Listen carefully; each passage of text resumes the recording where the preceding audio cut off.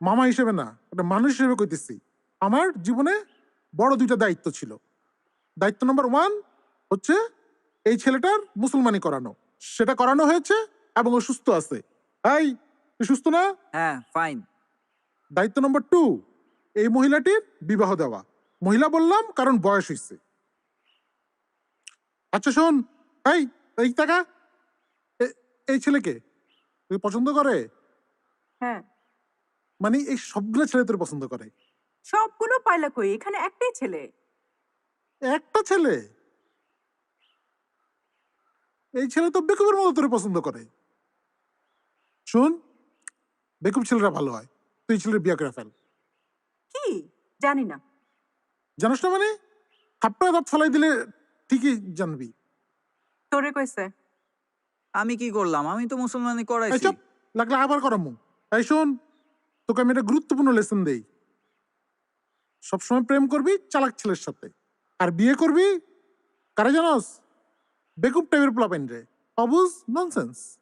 কারণ বেকুব টাইপের পোলাপেনরা সাংসারিক জীবনে প্রশ্ন করে কম, চুপচাপ থাকতে ভালোবাসে।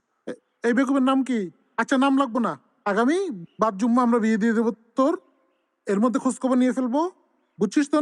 কি আজব, হুম। বাদ-জুমার বিয়ে মানে? আচ্ছা আপু, ছেলে তোকে সব ছোটকালের ছবি পাঠাইছে কেন? আমি কি জানি? মামা দেখো, সব ছোটকালের ছবি। এই যে মুসলমানি ছবিও দিছে। এই জন্যই বলছি বেকুব।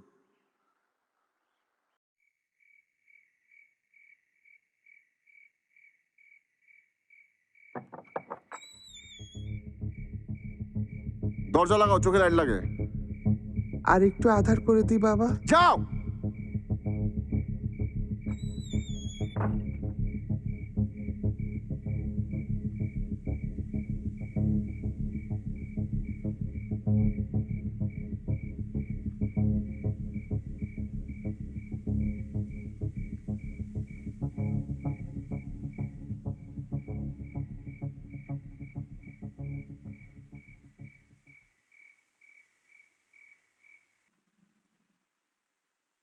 কিরে?